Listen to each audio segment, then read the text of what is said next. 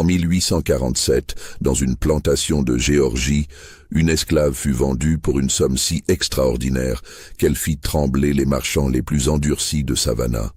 Ce n'était ni sa beauté, ni sa jeunesse, ni ses talents qui justifiaient ce prix. C'était autre chose, quelque chose que personne n'osait nommer.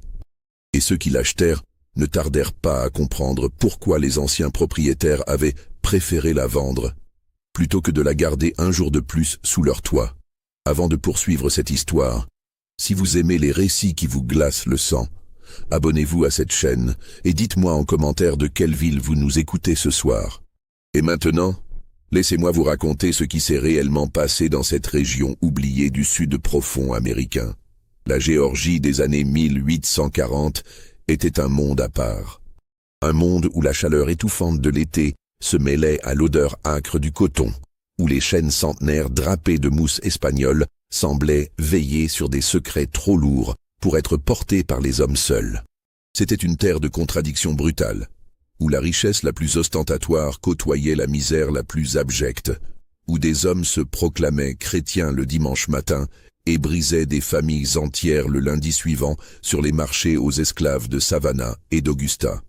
Dans cette région, entre les méandres boueux de la rivière Ogeechee et les vastes étendues de pins qui s'élevaient vers l'intérieur des terres, se trouvait un comté dont le nom même semblait porter une malédiction. Les habitants des environs l'appelaient simplement le comté des ombres, non pas à cause d'une quelconque superstition, mais parce que les forêts de cyprès y étaient si denses qu'elles engloutissaient la lumière du jour, même au cœur de l'après-midi. C'est là, à une trentaine de miles de la côte atlantique, que s'étendait la plantation Carwell.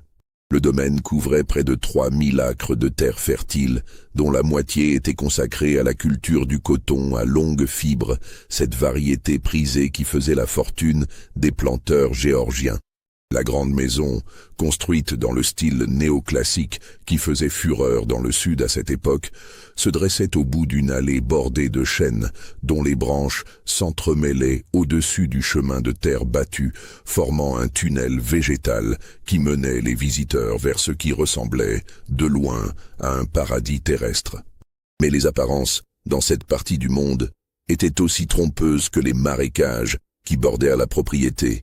Car derrière les colonnes blanches immaculées, derrière les vérandas où les dames sirotaient leur thé glacé en agitant leurs éventails, se jouait un drame silencieux dont les échos allaient résonner bien au-delà des frontières de ce comté maudit. La famille Carwell avait fait fortune en 3 générations. Le premier Carwell, un Écossais protestant chassé de son pays par la misère, était arrivé en Géorgie en 1782, quelques mois seulement, avant la fin de la guerre d'indépendance. Il n'avait rien d'autre que ses 2 mains calleuses et une détermination qui frisait l'obsession. En moins de 20 ans, par des moyens que personne n'osait questionner, il avait acquis ses premières terres et ses premiers esclaves. Son fils, Nathaniel Carwell Senior, avait multiplié la fortune familiale par 10, faisant de la plantation l'une des plus prospères de toute la région côtière. Et son petit-fils, Nathaniel Carwell Jr., celui qui nous intéresse dans cette histoire, avait hérité à l'âge de 32 ans d'un empire que beaucoup lui enviaient. Nathaniel Jr. était un homme de contradiction. Éduqué dans les meilleures institutions du Nord, il avait passé 4 années à étudier le droit à l'université de Pennsylvanie, où il avait côtoyé des abolitionnistes et des réformateurs sociaux. Certains prétendaient même qu'il avait, durant sa jeunesse, exprimé des doutes sur l'institution particulière, comme on appelait pudiquement l'esclavage dans les cercles policés du Sud. Mais le retour en Géorgie, la mort de son père et les réalités économiques de la gestion d'une plantation avaient rapidement étouffé ses velléités progressistes.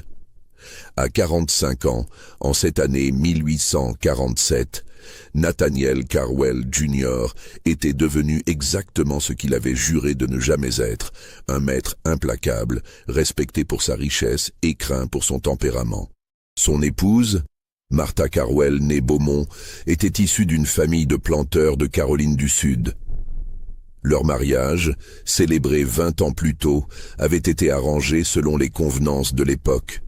Une alliance entre 2 fortunes, 2 terres, 2 lignées. Martha avait donné à Nathaniel 4 enfants, dont 3 avaient survécu aux fièvres et aux maladies qui décimaient régulièrement les populations du Sud. L'aîné, Edmund, avait 23 ans et gérait déjà une partie des affaires de la plantation. La cadette, Cecilia, 19 ans, était considérée comme l'un des plus beaux partis de tout le comté. Et le benjamin Thomas, 16 ans, étudiait dans un pensionnat de Charleston où il préparait son entrée à l'université. La plantation comptait, en ce printemps 1847, 143 esclaves. 143 êtres humains réduits au rang de propriété, répertoriés dans les registres de la famille au même titre que le bétail et les outils agricoles. Parmi eux, une hiérarchie complexe s'était établie au fil des décennies. Les esclaves domestiques, qui travaillaient dans la grande maison, jouissaient de conditions légèrement moins brutales que ceux des champs. Les contremaîtres noirs, ces hommes placés dans l'impossible position de surveiller leurs propres frères, occupaient un espace ambigu entre 2 mondes. Et puis il y avait les autres, ceux qui courbaient l'échine du lever au coucher du soleil, ceux dont les dos portaient les cicatrices des coups de fouet, ceux dont les familles avaient été dispersées aux 4 vents selon les caprices du marché. C'est dans ce contexte qu'il faut comprendre l'histoire de celle que l'on appellerait bientôt la perle noire de Géorgie. Car l'histoire que je vais vous raconter n'est pas simplement celle d'une femme extraordinaire.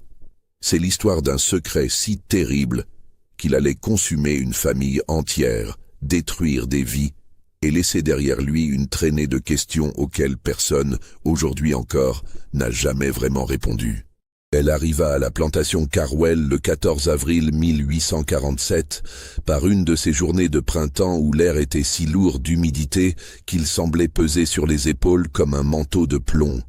Le ciel, d'un blanc laiteux, ne laissait filtrer qu'une lumière diffuse qui donnait à toute chose une apparence irréelle, comme si le monde entier avait été plongé dans un rêve dont il refusait de s'éveiller. Nathaniel Carwell l'avait acheté 3 jours plus tôt, lors d'une vente aux enchères organisée dans l'arrière-salle d'un hôtel de Savannah. Ce n'était pas une vente ordinaire. Les esclaves proposés ce jour-là provenaient tous de la succession d'un planteur de Louisiane, un certain Archibald Fontaine, mort sans héritier direct et dont les créanciers avaient exigé la liquidation immédiate de tous ses biens. La rumeur prétendait que Fontaine s'était suicidé, mais les circonstances exactes de sa mort restaient floues. Certains parlaient d'un accident de chasse.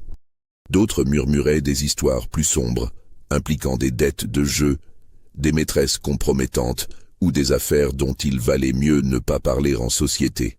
Parmi les 37 esclaves mis en vente ce jour-là, une femme avait immédiatement attiré l'attention de tous les acheteurs présents. Elle se tenait légèrement à l'écart des autres, non pas par arrogance, mais avec une dignité tranquille qui contrastait violemment avec l'humiliation de sa condition. Elle portait une robe de coton gris, simple mais propre, et ses cheveux noirs étaient tressés avec une précision presque géométrique. Mais ce qui frappait le plus chez elle, c'était ses yeux. Des yeux d'un vert profond, presque translucides, qui semblaient voir au-delà des apparences, au-delà des murs de cette salle sordide, au-delà peut-être du temps lui-même. Elle s'appelait Delphine. Du moins, c'était le nom inscrit sur les documents de vente. Son âge était estimé à 27 ans, ce qui en faisait une femme dans la fleur de l'âge. Sa fiche mentionnait qu'elle avait servi comme domestique dans la maison Fontaine pendant près de 10 ans, qu'elle savait lire et écrire, ce qui était rarissime et même illégal dans plusieurs États du Sud, qu'elle parlait un français impeccable en plus de l'anglais, et qu'elle possédait des connaissances en médecine traditionnelle, héritées, disait-on, d'une lignée de guérisseuses venues des îles. Les enchères pour Delphine commencèrent à $500, un prix déjà élevé pour une esclave domestique. Mais très vite, la somme s'envola. 600, 700, 800. Les acheteurs se regardaient avec une nervosité croissante, comme s'ils participaient à un rituel dont ils ne comprenaient pas tout à fait les règles. $900, $1000. À ce stade, plusieurs enchérisseurs abandonnèrent, secoués par l'absurdité de la situation. Mais Nathaniel Carwell, lui, continua. Quelque chose dans le regard de cette femme l'avait captivé d'une manière qu'il ne parvenait pas à s'expliquer. 1200 $, 1500, 1800. Le marteau du commissaire-priseur finit par tomber à 2300 $, une somme proprement astronomique pour l'époque, l'équivalent de plusieurs années de revenus pour une famille de la classe moyenne. Des murmures parcoururent l'assemblée. Certains planteurs regardèrent Nathaniel Carwell avec un mélange d'envie et de pitié. D'autres échangèrent des regards entendus, comme s'ils savaient quelque chose que le nouveau propriétaire ignorait encore. Ce que Nathaniel ne savait pas, en effet, c'est que Delphine avait déjà été vendue 4 fois au cours des 10 années précédentes. Chaque fois, son prix avait été extraordinairement élevé. Et chaque fois, ses propriétaires s'en étaient séparés dans des circonstances troublantes. Le premier, un marchand de la Nouvelle-Orléans, l'avait revendue précipitamment après que sa femme eut fait une tentative de suicide. Le deuxième, un planteur du Mississippi, avait perdu la moitié de sa récolte dans un incendie mystérieux moins de 6 mois après l'avoir acquise. Le troisième avait été retrouvé mort dans son bureau, officiellement d'une crise cardiaque, mais des témoins avaient de parler d'une expression de terreur figée sur son visage. Et Archibald Fontaine, le quatrième, venait de mettre fin à ses jours, laissant derrière lui des dettes colossales et une réputation ruinée. Ces informations, bien sûr, n'apparaissaient pas sur les documents de vente. Elles circulaient uniquement dans les cercles les plus fermés du commerce d'esclaves, murmurées à voix basse par des hommes qui préféraient ne pas s'attarder sur les détails. Et ceux qui connaissaient l'histoire complète de Delphine se gardaient bien de la partager. Certains secrets dans le sud d'avant-guerre valaient plus cher que l'or. Lorsque la charrette transportant Delphine franchit les grilles de la plantation Carwell en ce 14 avril 1847, plusieurs esclaves travaillant dans les champs levèrent la tête pour observer la nouvelle venue. Parmi eux, une vieille femme nommée Mamie Ruth, qui servait la famille Carwell depuis plus de 40 ans, sentit un frisson glacé lui parcourir l'échine malgré la chaleur accablante de cette journée de printemps. Elle reconnut immédiatement ses yeux verts. Non pas la femme elle-même, qu'elle n'avait jamais rencontrée, mais quelque chose dans ce regard, quelque chose qu'elle avait vu autrefois, des décennies plus tôt, dans les yeux d'une autre femme. Une femme dont le souvenir avait été soigneusement effacé des mémoires de la plantation, mais dont l'ombre, semblait-il, refusait de disparaître. Mamie Ruth fit un signe discret à l'une des jeunes esclaves qui travaillaient près d'elle. « Va prévenir les autres », murmura-t-elle d'une voix à peine audible. « Dis-leur de ne pas regarder cette femme dans les yeux. Dis-leur de ne jamais lui parler seul à seul, et dis-leur surtout... » Elle marqua une pause, comme si les mots suivants lui coûtaient un effort immense. « Dis-leur que les fantômes du passé viennent parfois réclamer ce qu'on leur a volé. » La jeune esclave, terrifiée par le ton de la vieille femme, s'empressa d'obéir sans poser de questions. Et tandis que la charrette poursuivait son chemin vers la grande maison, Mamie Ruth resta immobile, les yeux fixés sur la silhouette de Delphine, comme si elle contemplait non pas une femme en chair et en os, mais le présage d'une catastrophe imminente. Les premiers jours de Delphine à la plantation Carwell se déroulèrent dans un calme apparent qui ne trompait personne. Martha Carwell, l'épouse du maître, l'avait immédiatement assignée au service de la maison, une décision qui avait surpris plus d'un observateur. D'ordinaire, les nouvelles esclaves étaient d'abord envoyées au champ pour une période d'évaluation afin de déterminer leur caractère et leur soumission. Mais Martha avait insisté. Elle voulait cette femme près d'elle, dans la grande maison où elle pourrait la surveiller de près. La vérité que Martha n'aurait jamais admise à voix haute, c'est qu'elle était fascinée par Delphine, fascinée et terrifiée en proportion égale. Il y avait quelque chose dans la manière dont cette esclave se déplaçait, dont elle parlait, dont elle regardait les gens, qui défiait toutes les conventions. Elle n'avait pas cette servilité empressée que l'on attendait des domestiques. Elle n'avait pas non plus l'insolence muette qui caractérisait parfois les esclaves récalcitrants. Elle avait simplement une présence qui emplissait chaque pièce où elle entrait, qui attirait les regards sans jamais les chercher, qui inspirait un malaise diffus impossible à nommer. Les autres esclaves de la maison gardèrent leur distance. Ils obéissaient aux instructions de Mamie Ruth sans vraiment comprendre pourquoi, évitant de croiser le regard de Delphine, refusant de partager ses repas, s'éclipsant dès qu'elle entrait dans une pièce. Cette mise à l'écart aurait dû affliger n'importe quelle nouvelle venue, mais Delphine semblait l'accepter avec une sérénité déconcertante, comme si elle avait l'habitude de la solitude, comme si elle l'avait même recherchée. C'est au bout de la 2e semaine que les premiers incidents commencèrent. Le premier fut insignifiant, ou du moins parut-il tel sur le moment. Cecilia Carwell, la fille cadette de la famille, s'était piqué le doigt en cousant. Une blessure mineure qui aurait dû cicatriser en quelques jours. Mais la plaie s'infecta rapidement, provoquant une fièvre qui cloua la jeune femme au lit pendant près d'1 semaine.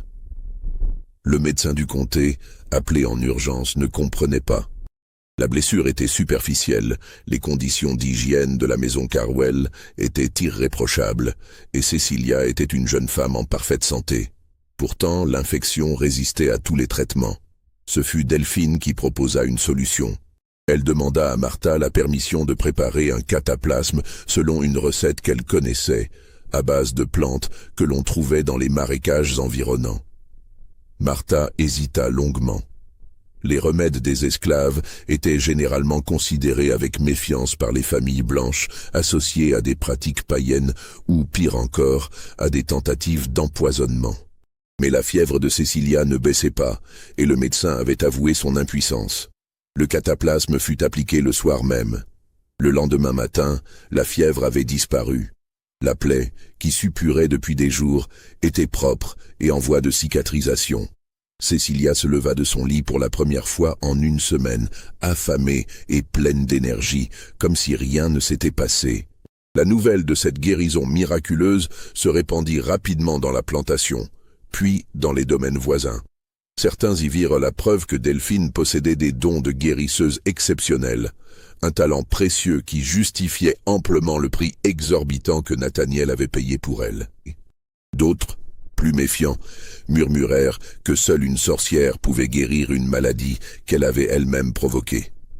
Mamie Ruth, elle, ne dit rien. Mais ses yeux, quand ils se posaient sur Delphine, avaient pris une expression nouvelle. Une expression qui ressemblait à de la peur, certes, mais aussi à autre chose. Quelque chose qui ressemblait étrangement à de la reconnaissance. Le deuxième incident survint 3 semaines plus tard, et celui-ci fut impossible à ignorer. Edmund Carwell, le fils aîné, était un homme de 23 ans, dont la réputation dans le comté n'était plus à faire. Beau, arrogant, violent avec les esclaves et méprisant avec tous ceux qu'il considérait comme ses inférieurs, il incarnait le pire de ce que la société sudiste pouvait produire. Son père fermait les yeux sur ses excès, les attribuant à la fougue de la jeunesse. Sa mère priait en silence pour qu'un bon mariage le civilise. Et les esclaves de la plantation avaient appris depuis longtemps à disparaître dès qu'il approchait, car ses colères étaient aussi imprévisibles que dévastatrices. Edmund avait remarqué Delphine dès son arrivée à la plantation. Comment aurait-il pu ne pas la remarquer? Cette femme était différente de toutes les esclaves qu'il avait connues. Elle ne baissait pas les yeux quand il la regardait. Elle ne tremblait pas quand il lui adressait la parole. Elle répondait à ses questions avec une politesse parfaite, mais sans cette servilité excessive qui caractérisait les autres domestiques. Et ses yeux verts qui semblaient le transpercer, éveillait en lui un mélange de désir et de rage qui le consumait un peu plus chaque jour. Un soir de mai, alors que ses parents s'étaient rendus à un dîner chez des voisins et que sa sœur dormait déjà, Edmund descendit au quartier des esclaves. Il avait bu comme souvent et l'alcool avait dissous les dernières barrières de sa raison. Il trouva Delphine seule dans la petite pièce qui lui avait été assignée, occupée à coudre à la lueur d'une chandelle. Ce qui se passa ensuite, personne ne le sut jamais avec certitude. Les témoignages ultérieurs se contredisaient, les versions variaient selon qui les racontait. Ce que l'on sait, c'est qu'Edmund Carwell ressortit de cette pièce moins de 10 minutes après y être entré, le visage livide, les mains tremblantes, incapable de prononcer un mot cohérent. Il remonta à la grande maison en courant, s'enferma dans sa chambre et ne reparut pas pendant 3 jours entiers. Quand il émergea enfin, il était méconnaissable. Lui qui avait toujours été si sûr de lui, si arrogant, si prompt à imposer sa volonté, semblait désormais habité par une terreur sourde qui ne le quittait plus. Il refusait catégoriquement de parler de ce qui s'était passé cette nuit-là. Et surtout, il évitait Delphine comme si sa vie en dépendait, changeant de pièce dès qu'elle entrait, détournant le regard si par malheur leurs chemins se croisaient. Les esclaves de la plantation observaient ce changement avec un mélange d'incrédulité et de crainte. Qu'avait-elle fait? Qu'avait-elle dit? Quel pouvoir possédait cette femme pour avoir ainsi brisé l'un des hommes les plus redoutés du comté? Mamie Ruth, une fois de plus, gardait le silence. Mais un soir, alors qu'elle se trouvait seule avec l'une des cuisinières de la grande maison, elle laissa échapper une phrase qui allait alimenter les spéculations pendant des mois. « Certains secrets, murmura-t-elle, sont plus tranchants que n'importe quel couteau. Et cette femme connaît des secrets que personne ne devrait connaître. » La cuisinière demanda ce qu'elle voulait dire, mais Mamie Ruth refusa d'en dire davantage. Elle se contenta de secouer la tête, comme accablée par un fardeau trop lourd, et de retourner à ses occupations. Pendant ce temps, dans la grande maison, une autre personne observait les événements avec une attention croissante. Martha Carwell avait remarqué le changement survenu chez son fils. Elle avait remarqué aussi la manière dont son mari regardait Delphine, cette lueur dans ses yeux qu'elle n'avait pas vue depuis des années, cette fascination à peine dissimulée qui la remplissait d'une jalousie glaciale. Et elle avait remarqué surtout que depuis l'arrivée de cet esclave, quelque chose avait changé dans l'atmosphère même de la plantation. Quelque chose d'imperceptible mais de réel, comme une tension électrique avant l'orage, comme le silence qui précède le tonnerre. Martha Carwell était une femme intelligente, bien plus intelligente que son mari ne l'avait jamais soupçonnée. Elle savait que le monde dans lequel elle vivait reposait sur des fondations fragiles, que la fortune de sa famille était construite sur le sang et la sueur d'êtres humains réduits en esclavage, que le système tout entier était un château de cartes qu'un souffle suffisait à renverser. Elle savait aussi que les secrets avaient un pouvoir immense dans cette société où les apparences comptaient plus que tout, où une réputation pouvait être détruite par un simple murmure. Et elle commençait à soupçonner que Delphine détenait des secrets qui concernaient peut-être sa propre famille, des secrets qui remontaient peut-être à une époque qu'elle avait cru oublier. C'est pourquoi, un après-midi de juin, elle fit quelque chose qu'aucune maîtresse de maison n'était censée faire. Elle descendit elle-même au quartier des esclaves, entra dans la pièce de Delphine sans frapper et ferma la porte derrière elle. « Il faut que nous parlions », dit-elle d'une voix qu'elle s'efforçait de maintenir ferme. « Il faut que vous me disiez qui vous êtes vraiment. » Delphine leva ses yeux verts vers elle. Et pour la première fois depuis son arrivée à la plantation, elle sourit. Un sourire qui n'avait rien de chaleureux, rien de soumis, rien de ce que Martha aurait pu attendre. Un sourire qui ressemblait à celui d'un chat observant une souris prise au piège. « Vous êtes sûre de vouloir savoir, madame ?» demanda-t-elle d'une voix douce comme du velours. Certaines vérités, une fois révélées, ne peuvent plus être oubliées. Martha Carwell sentit son cœur s'emballer dans sa poitrine. Elle aurait dû partir. Elle aurait dû remonter à la grande maison, oublier cette conversation, faire comme si rien ne s'était passé. C'est ce qu'une femme raisonnable aurait fait.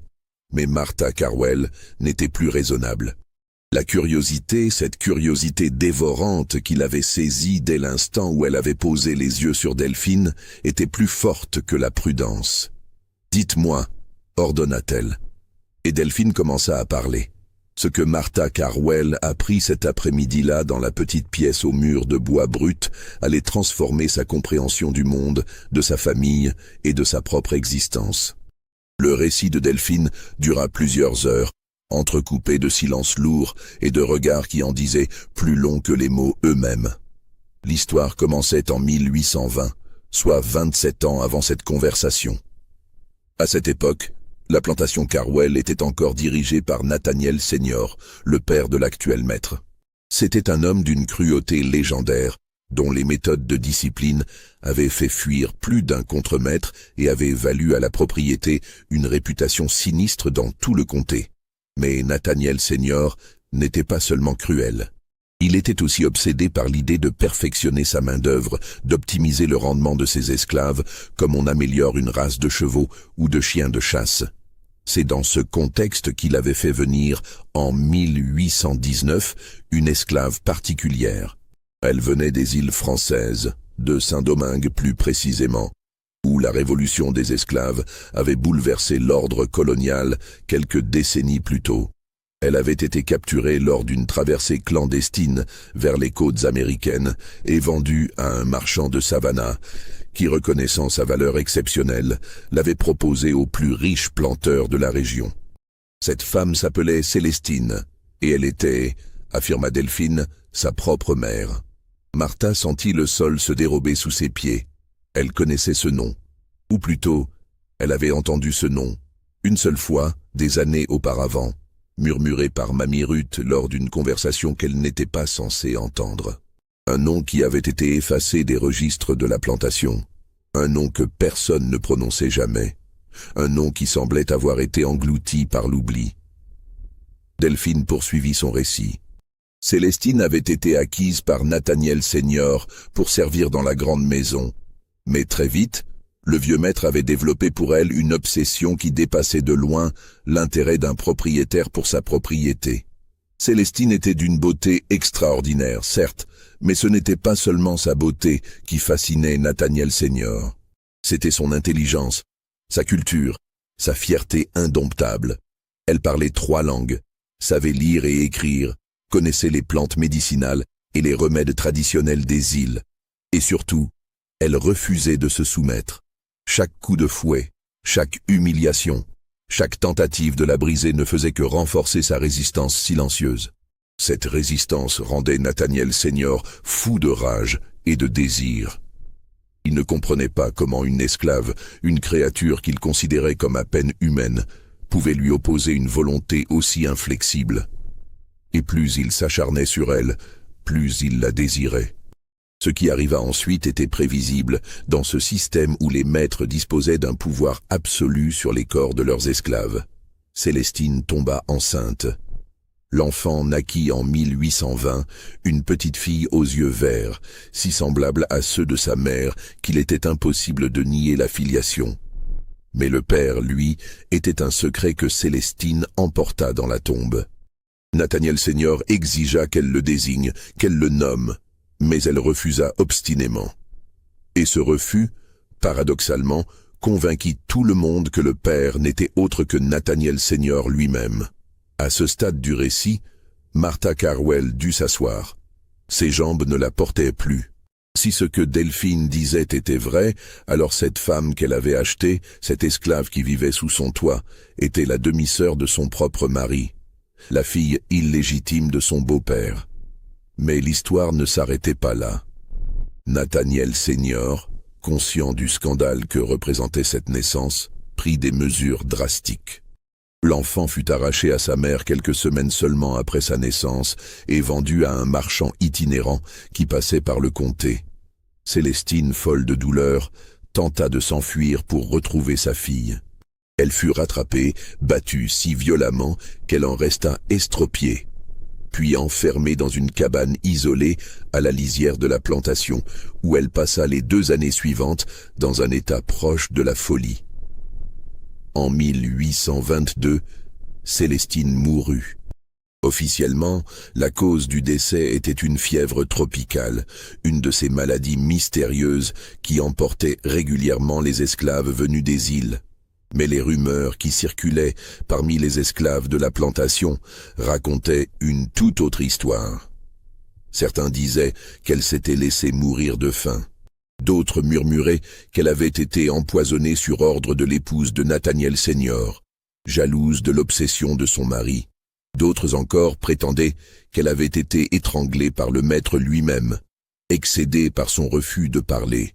La vérité, quelle qu'elle fût, avait été enterrée avec Célestine dans une tombe anonyme, quelque part dans les marécages qui bordaient la propriété. Et l'enfant, la petite fille aux yeux verts, avait disparu dans le flux incessant du commerce d'esclaves, vendus et revendus au gré des transactions, ballottés d'un propriétaire à l'autre pendant près de 3 décennies, jusqu'à ce qu'elle revienne. « Vous comprenez maintenant ?» dit Delphine d'une voix qui n'avait rien perdu de son calme. « Pourquoi je suis ici? Vous comprenez pourquoi j'ai laissé votre mari m'acheter? Vous comprenez pourquoi je suis revenu sur cette terre qui m'a vu naître et qui a tué ma mère? » Martha Carwell comprenait. Elle comprenait trop bien. Et cette compréhension l'emplissait d'une terreur si profonde qu'elle en avait la nausée. « Qu'est-ce que vous voulez ?» demanda-t-elle dans un souffle. Delphine la regarda longuement avant de répondre. Ses yeux verts, ces yeux qu'elle avait hérités de sa mère, brillaient d'une lueur que Martha ne parvenait pas à déchiffrer. Était-ce de la haine, de la détermination, ou quelque chose de plus complexe encore? « Je veux la vérité, » dit-elle finalement. « Je veux savoir ce qui est vraiment arrivé à ma mère. Je veux savoir qui l'a tuée. Je veux savoir où elle est enterrée. Et je veux que justice soit faite. » Martha secoua la tête désespérée. « Mais c'était il y a si longtemps. Nathaniel Senior est mort depuis 15 ans. Tout le monde a oublié. » Le sourire de Delphine se fit glacial. « Non, madame, personne n'a oublié. Les esclaves n'oublient jamais. Les murs de cette maison n'oublient jamais. Les fantômes n'oublient jamais. Et moi non plus. » Elle marqua une pause, puis ajouta d'une voix presque imperceptible. « Et je pense que vous non plus, vous n'avez pas oublié. Je pense que vous savez des choses que vous n'avez jamais dites. Je pense que vous avez des secrets. Vous aussi, Madame Carwell. Des secrets que vous préféreriez voir rester enterrés. » Martha sentit le sang se retirer de son visage. Comment cette femme pouvait-elle savoir? Comment pouvait-elle deviner ce que Martha avait passé 20 ans à cacher? Ce crime dont elle portait le poids depuis le jour de son mariage. Elle se leva brusquement, les jambes tremblantes. « Cette conversation n'a jamais eu lieu, » dit-elle d'une voix qui se voulait autoritaire, mais qui sonnait faux. « Vous n'êtes qu'une esclave. Personne ne vous croira. Si vous parlez de tout cela, je vous ferai vendre. Je vous ferai envoyer si loin que vous ne retrouverez jamais le chemin de cette plantation. » Delphine ne répondit pas. Elle se contenta de hocher lentement la tête, comme si elle s'attendait exactement à cette réaction. Et quand Martha quitta la pièce en claquant la porte derrière elle, elle resta parfaitement immobile, ses yeux verts fixés sur la flamme vacillante de la chandelle. Elle avait planté la graine. Maintenant, il fallait attendre qu'elle germe. Si cette histoire vous glace le sang, mettez un pouce bleu et dites-moi en commentaire ce que vous pensez qu'il va se passer. Qu'est-ce que Martha cache depuis 20 ans? Et que va faire Delphine maintenant qu'elle est revenue sur la terre de ses ancêtres? La suite de cette histoire va vous surprendre, j'en suis certain. Les semaines qui suivirent la conversation entre Martha et Delphine furent marquées par une tension palpable qui s'infiltra dans chaque recoin de la plantation Carwell. C'était comme si l'air lui-même s'était épaissi, chargé de non-dits et de regards furtifs, de silences trop longs et de mots prononcés à voix basse. Martha Carwell ne dormait plus. Chaque nuit, elle restait éveillée dans son lit à baldaquin, les yeux grands ouverts dans l'obscurité, assaillie par des souvenirs qu'elle avait passé 2 décennies à enfouir. Le secret qu'elle portait était comme un cancer qui rongeait son âme, et la présence de Delphine avait réveillé cette tumeur avec une violence qu'elle n'aurait jamais cru possible. Car Martha savait des choses qu'elle n'avait jamais dites à personne, pas même à son mari, pas même à son confesseur. Des choses qui concernaient la mort de Célestine, la mère de Delphine. Des choses qui, si elles venaient à être révélées, détruiraient non seulement la réputation de la famille Carwell, mais pourraient aussi la mener elle-même à la potence. 20 ans plus tôt, en 1827, Martha Beaumont n'était encore qu'une jeune fiancée de 18 ans, promise à Nathaniel Carwell Jr. Elle était arrivée à la plantation pour une visite de courtoisie, accompagnée de ses parents et d'un chaperon, selon les conventions de l'époque. La demeure l'avait impressionnée par sa magnificence. Les jardins l'avaient enchantée, et son futur mari lui avait semblé suffisamment agréable pour qu'elle accepte cette union arrangée sans trop de réticence. Mais lors de cette visite, quelque chose s'était produit, quelque chose que Martha n'avait jamais oublié. Une nuit, incapable de dormir à cause de la chaleur étouffante de l'été géorgien, elle s'était levée pour prendre l'air sur la véranda.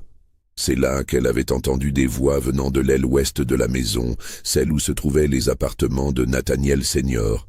Des voix d'hommes, mais aussi une voix de femme, une voix qui suppliait. Poussée par une curiosité qu'elle allait regretter toute sa vie, Martha s'était approchée. Elle avait trouvé une fenêtre entr'ouverte, avait regardé à l'intérieur et avait vu quelque chose qui l'avait pétrifiée d'horreur. Nathaniel Senior était là, debout au milieu de la pièce. À ses pieds gisait une femme noire, le visage tuméfié, les vêtements déchirés. Et à côté de lui se tenait une autre personne, une personne que Martha reconnut immédiatement. C'était la mère de Nathaniel Junior, l'épouse de Nathaniel Senior, la future belle-mère de Martha. Et elle tenait un oreiller dans ses mains. Martha avait compris instantanément ce qui était en train de se passer. Elle avait compris, et elle s'était enfuie. Elle avait couru jusqu'à sa chambre, s'était jetée sur son lit et avait passé le reste de la nuit à trembler de tous ses membres, priant pour que personne ne l'ait vue, priant pour que ce qu'elle avait vu ne soit qu'un cauchemar. Le lendemain matin, on avait annoncé la mort d'une esclave de la maison. Une certaine Célestine. La fièvre, avait-on dit. Une mort naturelle. Martha n'avait rien dit. Elle était restée silencieuse pendant le petit déjeuner, pendant les adieux, pendant le long voyage de retour en Caroline du Sud. Et elle n'avait jamais parlé de ce qu'elle avait vu à personne. 3 mois plus tard, elle avait épousé Nathaniel Carwell Jr. 2 ans plus tard, sa belle-mère était morte à son tour, emportée par une pneumonie. Et Nathaniel Senior l'avait suivi dans la tombe en 1832, victime d'une attaque d'apoplexie qui l'avait foudroyé en pleine nuit. Martha avait cru que les secrets mourraient avec eux. Elle avait cru que le temps effacerait tout, que les témoins disparaîtraient un à un, que l'histoire de Célestine serait engloutie par l'oubli, comme tant d'autres histoires d'esclaves avant elle. Elle avait eu tort, car Delphine était là, maintenant. Delphine, la fille de la femme qu'on avait assassinée sous ses yeux. Delphine, qui semblait savoir des choses qu'elle n'aurait pas dû savoir, qui posait des questions qu'elle n'aurait pas dû poser, qui regardait Martha avec ses yeux verts, qui semblait voir à travers ses mensonges. Comment avait-elle su? Comment avait-elle appris ce que Martha avait passé 20 ans à cacher? La réponse vint quelques semaines plus tard, d'une source inattendue. Un soir de juillet, alors que la chaleur était si accablante que même les grillons semblaient avoir renoncé à chanter, Mamie Ruth demanda une audience avec Martha.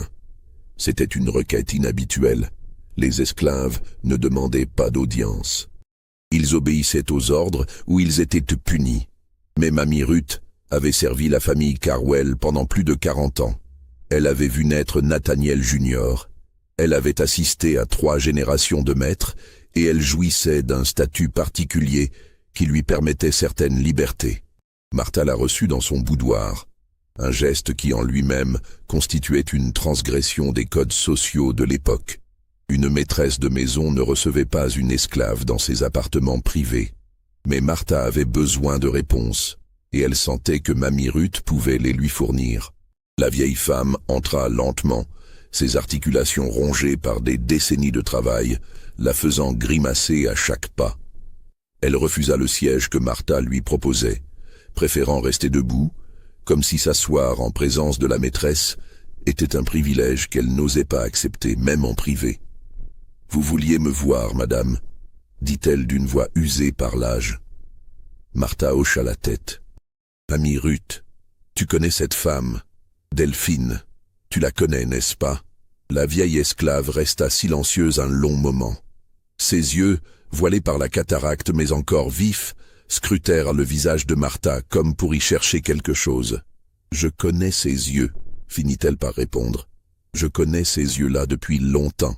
Je les ai vus la première fois, il y a près de 30 ans, quand sa mère est arrivée sur cette plantation. Je les ai revus le jour de sa naissance, et je les ai pleurés quand on me l'a arrachée des bras pour la vendre. Martha sentit son cœur s'arrêter. Tu savais? Tu savais qui elle était depuis le début? Mamie Ruth hocha lentement la tête. Je l'ai su au moment où elle a franchi les grilles de cette plantation. Une mère n'oublie jamais les yeux de l'enfant qu'elle a aidé à mettre au monde. Elle marqua une pause, puis ajouta d'une voix plus basse. Et je sais autre chose aussi, madame. Je sais ce que vous avez vu cette nuit-là, il y a 20 ans. Je sais ce que vous avez gardé secret pendant tout ce temps. Martha recula d'un pas, comme frappée par un coup invisible. Comment peux-tu savoir? Mamie Ruth esquissa un sourire triste. Parce que j'étais là aussi, madame. J'étais dans la pièce d'à côté. J'ai tout entendu. J'ai entendu les cris de Célestine. J'ai entendu le silence qui a suivi. Et j'ai entendu vos pas dans le couloir quand vous vous êtes enfui. Martha sentit ses jambes se dérober sous elle. Elle dut s'appuyer au dossier d'une chaise pour ne pas tomber. Mais alors, pourquoi n'as-tu rien dit? Pendant toutes ces années, pourquoi? La vieille esclave la regarda avec une expression indéchiffrable. Parce que dire la vérité ne m'aurait rien apporté, madame. Ça ne m'aurait pas rendu ma liberté. Ça n'aurait pas ramené Célestine. Ça n'aurait pas fait revenir l'enfant qu'on m'avait arraché. Dire la vérité, pour une esclave, c'est souvent se condamner soi-même. Alors j'ai gardé le silence. J'ai attendu. J'ai prié. Et maintenant? Elle fit un geste vers la fenêtre, en direction des quartiers des esclaves. Maintenant, elle est revenue. L'enfant est revenu. Et je crois que le temps des secrets est terminé. Martha secoua la tête, désespérée. Mais qu'est-ce qu'elle veut? Qu'est-ce qu'elle attend de moi? Mamie Ruth haussa ses épaules voûtées. Ça, madame, il faudra le lui demander vous-même. Moi, je ne suis qu'une vieille femme qui a trop vécu et trop vu. Tout ce que je peux vous dire, c'est ceci. Cette femme n'est pas venue pour se venger. Si elle avait voulu vous détruire, elle l'aurait déjà fait. Elle est venue pour autre chose, quelque chose de plus important que la vengeance. Elle fit une pause, puis ajouta d'une voix presque inaudible. Elle est venue pour la vérité. Et la vérité, madame, a un prix que vous allez devoir payer, tôt ou tard. Sur ces mots, Mamie Ruth s'inclina légèrement et quitta la pièce, laissant Martha seule avec ses pensées tourbillonnantes et le poids écrasant de ses secrets. Pendant ce temps, d'autres événements se tramaient dans l'ombre de la plantation Carwell. Edmund, le fils aîné, n'était plus que l'ombre de lui-même. Depuis sa mystérieuse confrontation avec Delphine, il avait sombré dans un état proche de la paranoïa. Il dormait mal, mangeait à peine et passait le plus clair de son temps enfermé dans sa chambre, refusant de voir quiconque. Les domestiques qui lui apportaient ses repas rapportaient qu'il l'entendait parler seul, se disputer avec un interlocuteur invisible, implorer le pardon pour des fautes qu'il ne nommait jamais. Nathaniel Carwell, inquiet de l'état de son fils, mais incapable d'en comprendre la cause, fit venir un médecin de Savannah. Celui-ci diagnostiqua une mélancolie aiguë et prescrivit du repos, des bains froids et une abstinence totale d'alcool. Mais les semaines passaient et l'état d'Edmund ne s'améliorait pas. Au contraire, il semblait s'enfoncer un peu plus chaque jour dans une terreur dont il refusait de révéler l'origine. Ce que personne ne savait, c'est ce que Delphine lui avait dit cette fameuse nuit. Ce que personne ne savait, c'est qu'elle lui avait révélé un secret bien plus terrible encore que celui de Martha. Un secret qui concernait non pas le passé de la famille Carwell, mais son propre passé à lui, Edmund. Un secret qu'il avait cru enterré à jamais, effacé par le temps et l'impunité dont jouissaient les hommes de sa condition. Car Edmund Carwell avait commis un crime, 3 ans plus tôt. Un crime qu'il avait réussi à dissimuler grâce à l'argent et au pouvoir de sa famille. Un crime dont la victime était une jeune esclave de 16 ans, qu'il avait violentée puis laissée pour morte dans les marais qui bordaient la propriété. La jeune femme avait survécu, par miracle, et avait été recueillie par un groupe de fugitifs qui l'avaient emmenée vers le nord. Elle avait changé de nom, avait commencé une nouvelle vie, mais n'avait jamais oublié le visage de son bourreau. Et cette jeune femme, par un hasard du destin qui n'en était peut-être pas un, avait croisé la route de Delphine quelques années plus tard, lors d'une de ses nombreuses transactions d'un maître à l'autre.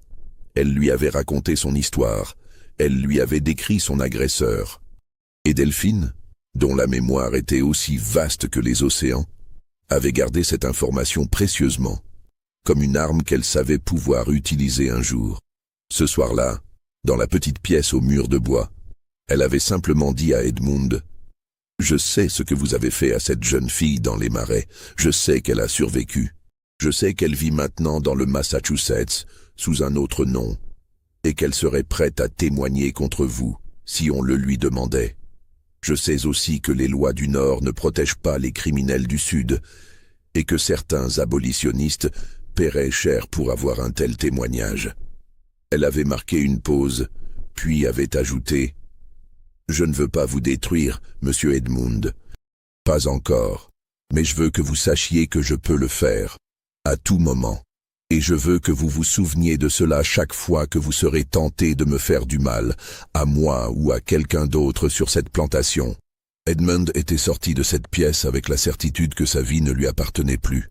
Il était devenu le prisonnier de cette femme qu'il avait voulu soumettre, et cette prison était bien plus terrible que toutes celles que les hommes avaient jamais construites. Nathaniel Carwell, lui, restait étrangement aveugle à la tempête qui se préparait sous son propre toit. Oh, il avait remarqué les changements. La nervosité de son épouse, l'effondrement de son fils, l'atmosphère pesante qui régnait dans la grande maison. Mais il attribuait tout cela à la chaleur de l'été, aux tensions saisonnières, aux caprices inexplicables des femmes et des jeunes gens. La vérité, c'est que Nathaniel était trop occupé à contempler Delphine pour prêter attention à autre chose. Cette fascination qu'il éprouvait pour elle était devenue une obsession qui le consumait jour et nuit. Il ne pouvait pas s'empêcher de la chercher du regard chaque fois qu'il entrait dans une pièce où elle se trouvait. Il ne pouvait pas s'empêcher de trouver des prétextes pour lui parler, pour la voir, pour entendre le son de sa voix. Et il ne pouvait pas s'empêcher de remarquer, avec un malaise croissant, que cette femme lui ressemblait.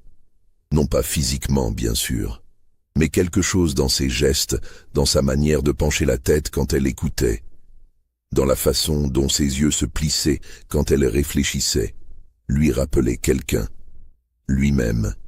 Cette ressemblance le troublait d'une manière qu'il ne parvenait pas à s'expliquer. Il n'avait aucun souvenir de Célestine, aucun souvenir de la fille qu'elle avait eue et qu'on avait vendue. À l'époque de ces événements, il était encore un jeune homme, occupé à ses études dans le Nord, loin des intrigues et des drames de la plantation familiale. Quand il était revenu, tout était terminé. Célestine était morte, l'enfant avait disparu. Et personne ne parlait plus de cette histoire. Son père avait veillé à effacer toutes les traces, à détruire tous les documents, à acheter le silence de tous les témoins. Mais le sang, lui, ne ment jamais. Et quelque part au fond de lui, dans une partie de son être qu'il n'osait pas explorer, Nathaniel Carwell sentait que cette femme faisait partie de lui, que leur destin était lié par des fils invisibles que rien ne pourrait jamais couper.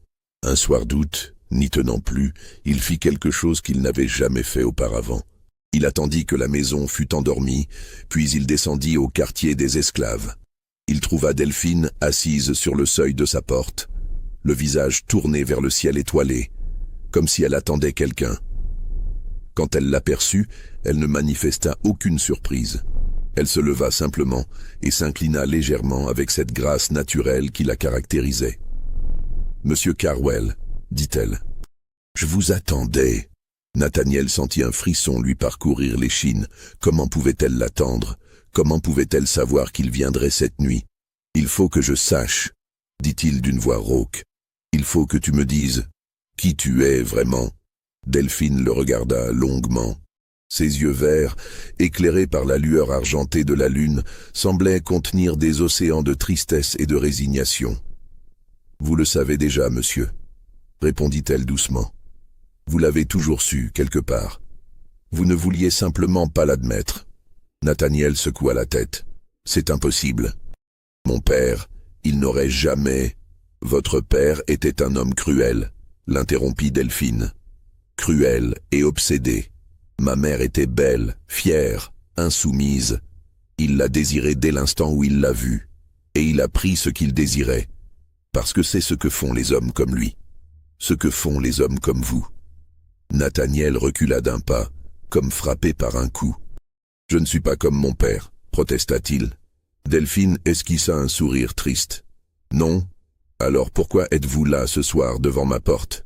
Pourquoi me regardez-vous comme il regardait ma mère? Pourquoi ne pouvez-vous pas vous empêcher de penser à moi jour et nuit jusqu'à en perdre la raison ?» Nathaniel voulut répondre, mais les mots moururent dans sa gorge. Elle avait raison.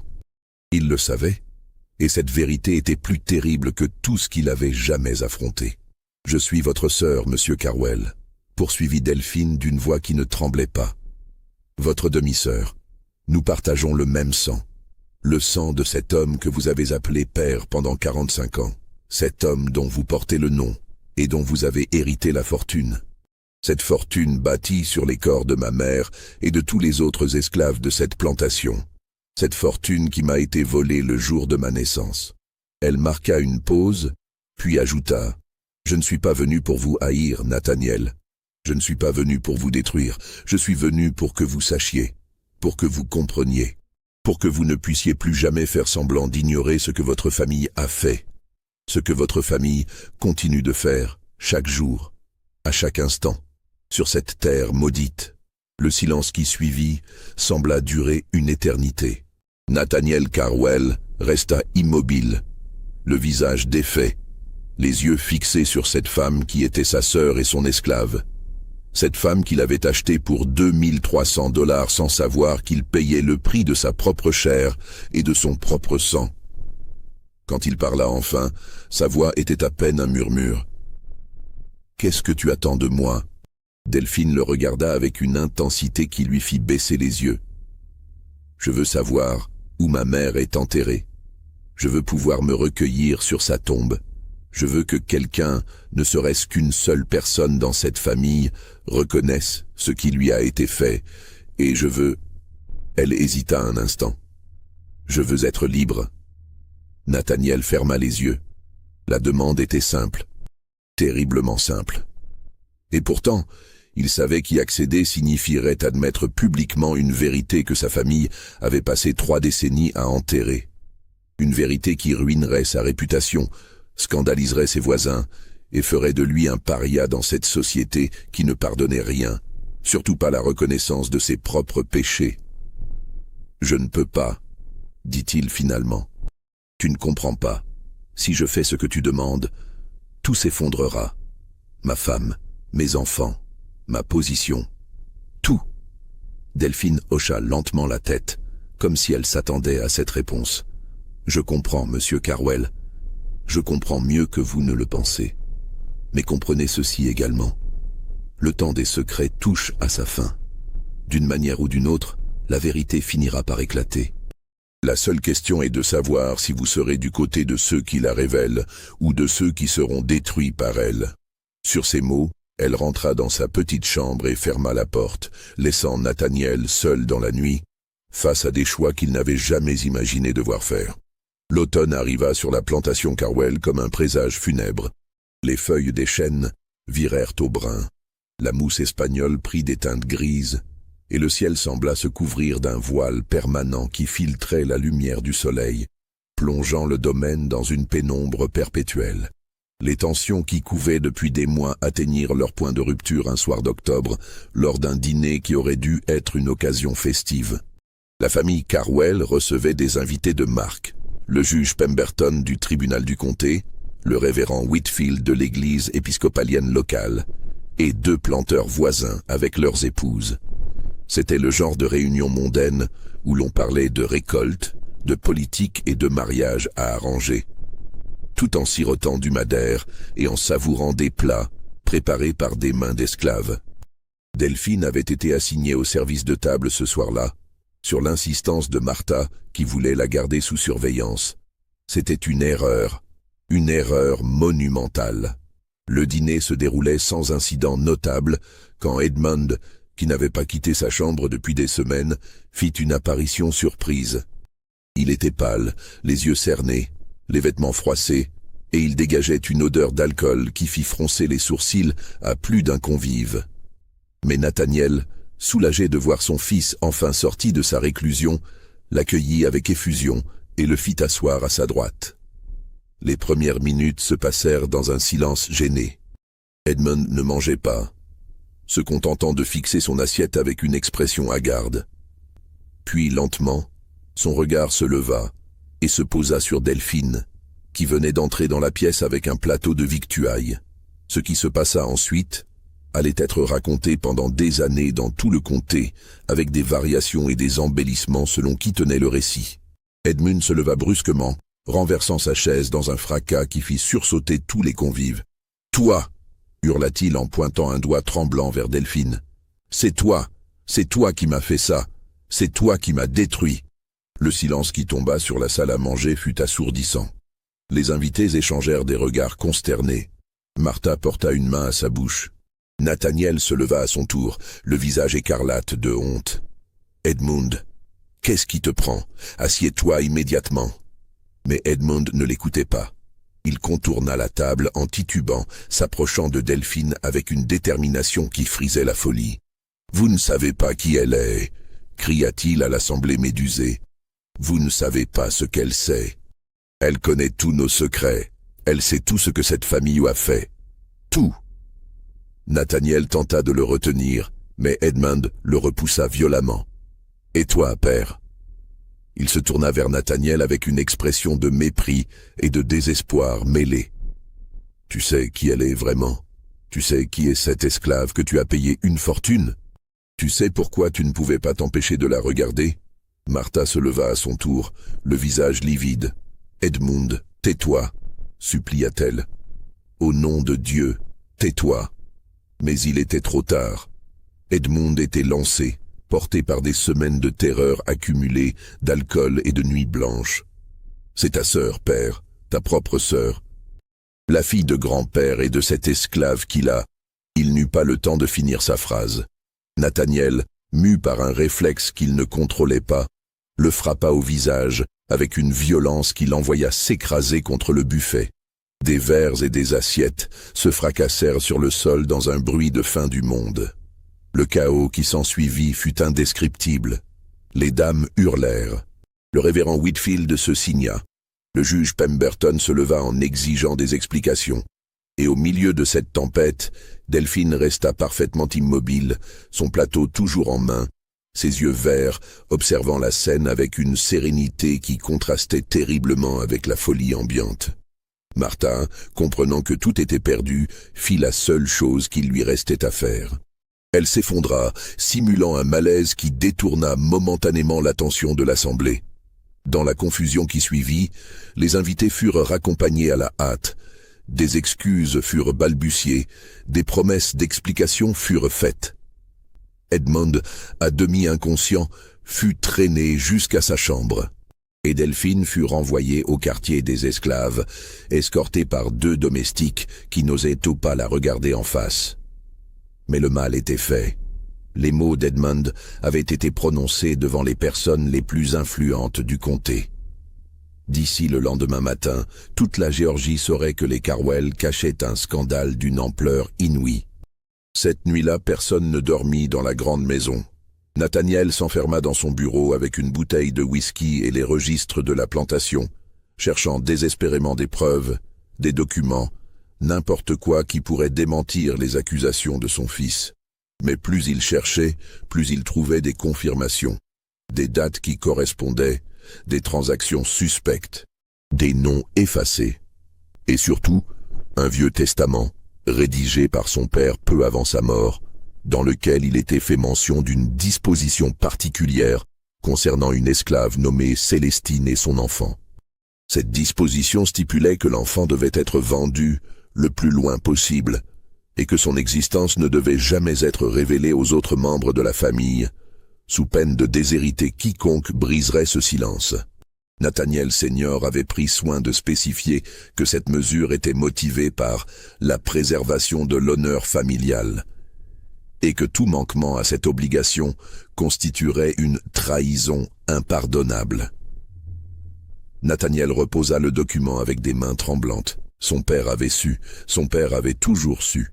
Et il avait fait en sorte que ce secret le suive dans la tombe, enchaînant ses descendants à un mensonge qui ne demandait qu'à exploser. Pendant ce temps, Martha était dans sa chambre, agenouillée devant un crucifix, priant pour un miracle qui ne viendrait pas. Elle savait que les prochains jours allaient être terribles. Elle savait que le juge Pemberton était un homme intègre qui ne laisserait pas cette affaire sans suite. Elle savait que le révérend Whitfield, malgré sa piété affichée, était un terrible bavard qui ne résisterait pas à la tentation de raconter ce qu'il avait vu. Et elle savait surtout que tôt ou tard, quelqu'un viendrait lui poser des questions sur ce qu'elle avait vu cette nuit de 1827. Elle aurait pu mentir, elle aurait pu nier. Mais quelque chose en elle, une partie qu'elle avait étouffée pendant 20 ans, refusait de continuer. Le poids du secret était devenu insupportable. Et peut-être, se dit-elle, peut-être qu'il était temps de payer le prix de son silence. L'aube se leva sur un monde transformé. Nathaniel Carwell convoqua sa famille dans le grand salon à la première heure du matin. Martha, Edmund et Cecilia s'assirent face à lui, formant un tableau de misère humaine que les murs de cette demeure n'avaient jamais contemplé. « Il faut que vous sachiez, » commença Nathaniel d'une voix épuisée, « ce que j'ai découvert cette nuit. Il faut que vous sachiez la vérité sur cette femme, Delphine, et sur notre famille. » Et il leur raconta tout, le testament de son père, l'histoire de Célestine, la naissance de l'enfant, la vente précipitée, les secrets gardés pendant 3 décennies. Quand il eut terminé, le silence dans la pièce était si épais qu'on aurait pu le trancher au couteau. Ce fut Martha qui parla la première. « Il y a autre chose, » dit-elle d'une voix à peine audible, « quelque chose que je n'ai jamais dit à personne. » Et elle raconta à son tour ce qu'elle avait vu cette nuit-là, 20 ans plus tôt. Le corps de Célestine sur le sol, l'oreiller dans les mains de sa belle-mère. Le silence de mort qui avait suivi. Nathaniel la regarda avec une expression de stupeur absolue. « Tu savais? Tu as toujours su? Et tu n'as jamais rien dit ?» Martha baissa les yeux. « J'avais peur. J'étais jeune. Je venais d'arriver dans cette famille. Qu'aurais-je pu faire? Qui m'aurait cru ?» Nathaniel se leva brusquement, renversant sa chaise. « Tu aurais pu me le dire. Tu aurais pu me dire que mon père et ma mère avaient assassiné une femme. Tu aurais pu... » Il s'interrompit, incapable de continuer. La magnitude de ce qu'il venait d'apprendre était trop grande pour être absorbée en une seule fois. Cecilia, qui n'avait pas dit un mot depuis le début, se leva à son tour. « Et maintenant ?» demanda-t-elle d'une voix tremblante. « Qu'est-ce qu'on fait maintenant ?» C'est à ce moment que la porte du salon s'ouvrit. Delphine se tenait sur le seuil, encadrée par la lumière grise du matin. Personne ne l'avait fait appeler. Personne ne savait comment elle avait su que ce moment était venu. Mais elle était là, ses yeux verts balayant l'assemblée avec une intensité qui fit frissonner chaque personne présente. « Maintenant, » dit-elle d'une voix calme, « vous allez faire ce que vous auriez dû faire il y a 30 ans. Vous allez dire la vérité. Les semaines qui suivirent furent parmi les plus tumultueuses que le comté ait jamais connues. Le juge Pemberton, fidèle à sa réputation d'intégrité, ouvrit une enquête sur les circonstances de la mort de Célestine. Les témoignages furent recueillis, les registres examinés, les anciens esclaves interrogés. Mamie Ruth, malgré son grand âge, accepta de raconter ce qu'elle savait, brisant ainsi 40 ans de silence. L'affaire fit scandale bien au-delà des frontières de la Géorgie. Les journaux du Nord s'en emparèrent avec délectation, y voyant une illustration parfaite de la corruption morale du système esclavagiste. Les abolitionnistes utilisèrent l'histoire des Carwell dans leurs pamphlets et leurs discours, citant cette famille comme l'exemple même de la dépravation des propriétaires d'esclaves. Nathaniel Carwell, incapable de supporter la honte publique, vendit la plantation au début de l'année 1848. Il partit avec sa famille vers l'ouest, emportant ce qui lui restait de fortune et laissant derrière lui une réputation définitivement ruinée. On dit qu'il s'installa au Texas, où il tenta de recommencer une nouvelle vie sous un autre nom. On dit aussi qu'il ne se remit jamais vraiment de cette épreuve, hanté jusqu'à sa mort par le fantôme de cette sœur qu'il avait possédée comme esclave sans jamais le savoir. Martha Carwell, elle, fit quelque chose que personne n'attendait. Avant de quitter la Géorgie, elle signa un document officiel attestant de ce qu'elle avait vu cette nuit de 1827, confirmant que Célestine avait été assassinée par ses beaux-parents.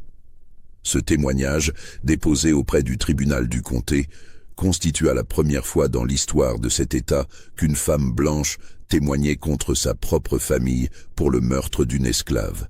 Edmund Carwell ne se remit jamais de son effondrement. Il passa les dernières années de sa vie dans un asile du Massachusetts, où il mourut en 1852, à l'âge de 28 ans. Les médecins qui l'avaient traité parlèrent d'une démence précoce. Mais ceux qui l'avaient connu savaient que c'était sa conscience, et non sa raison, qui l'avait détruit. Quant à Delphine, elle obtint ce qu'elle avait demandé. Avant son départ, Nathaniel signa ses papiers d'affranchissement, faisant d'elle une femme libre pour la première fois de sa vie. Il lui remit également une somme d'argent, modeste mais suffisante pour commencer une nouvelle existence. Et surtout, il lui révéla l'emplacement de la tombe de sa mère, ce lieu secret dans les marécages où Célestine avait été enterrée 30 ans plus tôt. On raconte que Delphine passa une nuit entière sur cette tombe, seule avec ses pensées et ses souvenirs. Quand elle en revint, quelque chose avait changé dans son regard. La colère qui l'avait habité pendant tant d'années semblait s'être apaisée, remplacée par une sérénité nouvelle qui surprit tous ceux qui la croisèrent. Elle quitta la Géorgie peu après, remontant vers le nord, en suivant les routes clandestines que tant d'autres esclaves avaient empruntées avant elle. On dit qu'elle s'installa à Boston, où elle devint une figure respectée de la communauté noire libre. On dit qu'elle utilisa ses connaissances médicales pour soigner les malades et les démunis. On dit qu'elle ne parla jamais de son passé, préférant regarder vers l'avenir plutôt que de ressasser les horreurs du passé. Mais une chose est certaine, elle ne revint jamais en Géorgie. Elle ne revit jamais la plantation Carwell, ni les chênes drapés de mousse, ni les champs de coton qui s'étendaient jusqu'à l'horizon. Elle laissa tout cela derrière elle, comme on abandonne un cauchemar dont on vient de s'éveiller. La plantation Carwell passa entre plusieurs mains au cours des années suivantes, sans jamais retrouver sa splendeur d'antan. La guerre de sécession acheva de la ruiner, et quand les troupes de l'Union traversèrent le comté en 1864, elles ne trouvèrent qu'une demeure à l'abandon, aux murs noircis par un incendie mystérieux que personne n'avait cherché à éteindre. Aujourd'hui, il ne reste plus rien de la plantation Carwell. Les champs ont été reconquis par la forêt, la grande maison s'est effondrée pierre par pierre, et même les fondations ont disparu sous des décennies de végétation. Seuls quelques historiens locaux se souviennent encore de cette famille et du scandale qui l'a détruite. Mais dans les marécages qui bordaient autrefois la propriété, au milieu des cyprès et des roseaux, il existe un endroit que les habitants de la région évitent encore de nos jours. Un endroit où, dit-on, la terre est toujours plus fraîche qu'ailleurs, où les oiseaux ne chantent jamais, où même les serpents refusent de s'aventurer. Personne ne sait exactement ce qu'il y a sous cette terre. Personne ne sait si la tombe de Célestine est toujours là, attendant d'être découverte par quelqu'un qui chercherait à comprendre ce qui s'est vraiment passé dans cette plantation maudite.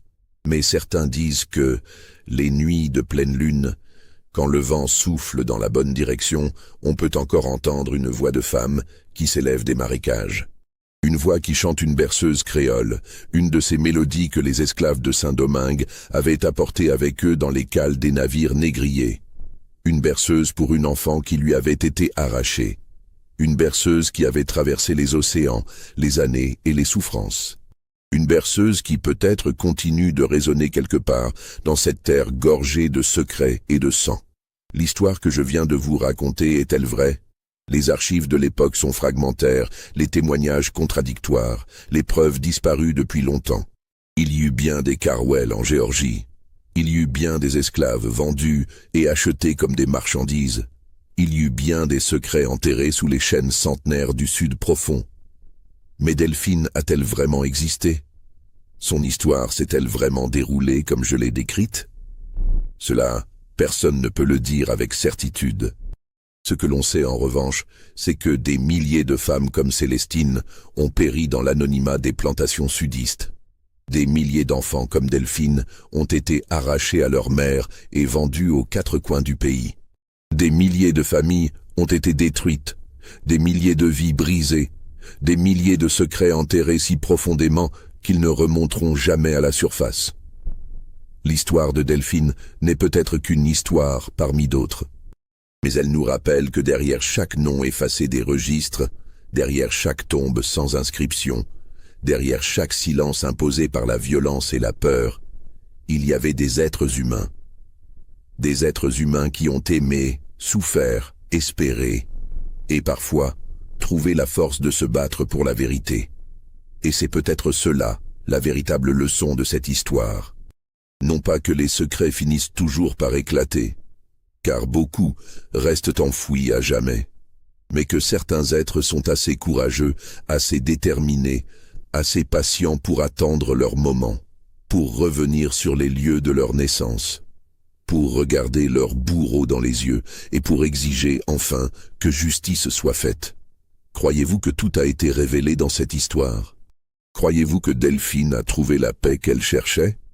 Ou pensez-vous que certains secrets restent encore enfouis, quelque part dans les marécages de Géorgie, attendant d'être découverts?